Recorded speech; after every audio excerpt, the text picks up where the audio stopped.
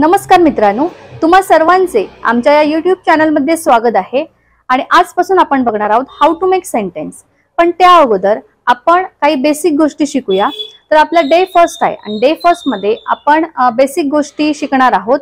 आणि तुम्हाला मी आता दाखवणार आहे की वाक्य सोडवताना वाक्याच्या सुरुवातीला सब्जेक्ट म्हणजे कर्ता याचा वापर केला जातो आणि त्यानंतर वाक्याच्या शेवटी ऑब्जेक्ट म्हणजे कर्माचा वापर केला जातो। आणि ते तुम्ही नोटबुकवर तुमच्या लिहून घ्या। या ठिकाणी तुम्ही स्क्रीनवर बघू शकता सब्जेक्ट आणि ऑब्जेक्ट लिहून दिलेले आहे। सब्जेक्ट हे वाक्याच्या सुरुवातीला येतात आणि ऑब्जेक्ट हे वाक्याच्या शेवटी येतात। ऑब्जेक्ट म्हणजे कर्म, सब्जेक्ट म्हणजे कर्ता। आता या ठिकाणी बघा आय म्हणजे मी। आता मीचं ऑब्जेक्ट होतं मला, मी मला। त्यानंतर वी म्हणजे आम्ही। आता वीचं ऑब्जेक्ट होतं अस, US म्हणजे आम्हाला। त्यानंतर यू म्हणजे तू किंवा तुम्ही। आता याचं ऑब्जेक्ट होतं यू, तुला किंवा तुम्हाला।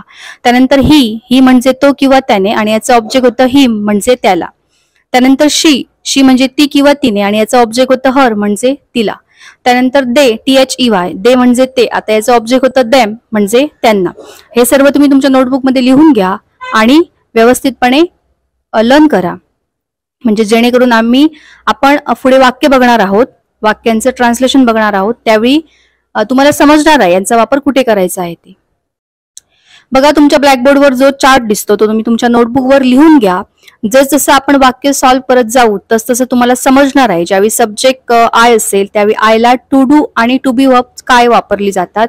आता आय असेल त्यावेळी डू, एम, वॉज आणि हॅवचा वापर केला जातो। तसंच वी, यू, दे असेल त्यावेळी डू, आर आणि वर आणि हॅवचा वापर केला जातो। ही, शी, नेम, इट असेल त्यावेळी डज, इज, वॉज आणि हॅजचा वापर केला जातो। हे सर्व तुम्ही लिहून घ्या आणि पाठांतर करा। ज्यावेळी आपण वाक्य सोडवणार आहोत त्यावेळी तुम्हाला समजणार आहे की या टू डू आणि टू बी वर्बचा कुठे वापर करायचा आहे ते।